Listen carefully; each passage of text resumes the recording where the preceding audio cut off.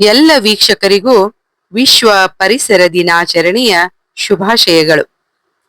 KP Purnachandra ತೇಜಸ್ವಿಯವರು ಹೇಳಿದ ನುಡಿಗಳನ್ನು ಸ್ಮರಿಸುತ್ತಾ ವಿಶ್ವ ಪರಿಸರ ದಿನಾಚರಣೆಯ ಕುರಿತು ಒಂದೆರಡು ಮಾತುಗಳನ್ನು ಹೇಳಬಯಸುತ್ತೇನೆ. ಪ್ರಕೃತಿ ನಮ್ಮ ಬದುಕಿನ ಭಾಗವಲ್ಲ, ನಾವು ಪ್ರಕೃತಿಯ ಒಂದು ಭಾಗ ಎಂದು ಪೂರ್ಣಚಂದ್ರ ತೇಜಸ್ವಿಯವರು ಹೇಳಿದ್ದಾರೆ. ನಿಜ ಅಲ್ವಾ? ಪ್ರಕೃತಿ ನಮಗೆ ತಾಯಿ, ನಾವು ಪ್ರಕೃತಿಯ ಮಗು. ಆದರೆ ಇಂದು ಮನುಷ್ಯ ಹೆತ್ತೊಡಲನ್ನೇ ಬಗೆಯುವ ಕಾರ್ಯವನ್ನು ಮಾಡುತ್ತಿದ್ದಾನೆ. ಗಣಿಗಾರಿಕೆ, ಕೈಗಾರೀಕರಣ, ಅರಣ್ಯ ನಾಶದಿಂದ ಪರಿಸರ ನಾಶವಾಗುತ್ತಲೇ ಇದೆ. ವಿಶ್ವ ಎದುರಿಸುತ್ತಿರುವ ಸಮಸ್ಯೆಗಳಲ್ಲಿ ಒಂದು ಪರಿಸರ ಮಾಲಿನ್ಯ ಎಂದರೆ ತಪ್ಪಾಗಲಾರದು. ಅರಣ್ಯವನ್ನು ಕಡಿದು ನಾಡು ಮಾಡಿ ಅರಣ್ಯ ಪ್ರಾಣಿಗಳೆಲ್ಲ ನಾಡಿಗೆ ನುಗ್ಗುವ ಹಾಗಾಗಿದೆ. ಈಗ ಬೀಸುವ ಗಾಳಿ ವಿಷವಾಗಿದೆ, ಹರಿಯುವ ನೀರು ಮಾಲಿನ್ಯವಾಗಿದೆ.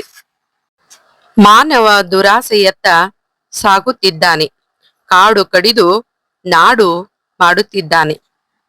ಹೀಗೆ ಈತನ ದುರಾಸೆಯು ಮುಂದುವರೆದರೆ ಮುಂದೊಂದು ದಿನ ಕುಡಿಯಲು ನೀರಿಲ್ಲದೆ ಹಾಹಾಕಾರ ಉಂಟಾಗಬಹುದು. ಜೊತೆಗೆ ಸೇವಿಸಲು ಗಾಳಿಯಿರದೆ ಬಡಿದಾಡಬಹುದು. ಆದ್ದರಿಂದ ಪರಿಸರವನ್ನು ಸಂರಕ್ಷಿಸೋಣ. ಪರಿಸರ ಸಂರಕ್ಷಣೆಗಾಗಿಯೇ ವಿಶ್ವಸಂಸ್ಥೆಯ ತೀರ್ಮಾನ ಜೂನ್ 5ರಂದು ಪರಿಸರ ದಿನಾಚರಣೆಯನ್ನಾಗಿ ಆಚರಿಸಲಾಯಿತು ಆಗುತ್ತದೆ. ಜಗತ್ತಿನಾದ್ಯಂತ ಸುಮಾರು 143 ದೇಶಗಳು ಈ ದಿನವನ್ನು ಆಚರಿಸುತ್ತವೆ.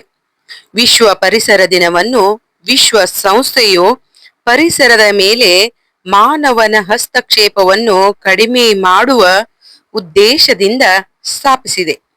1974ರಲ್ಲಿ ಮೊದಲ ವಿಶ್ವ ಪರಿಸರ ದಿನವನ್ನು ಒಂದೇ ಭೂಮಿ ಎಂಬ ವಿಷಯದೊಂದಿಗೆ ನಡೆಸಲಾಯಿತು.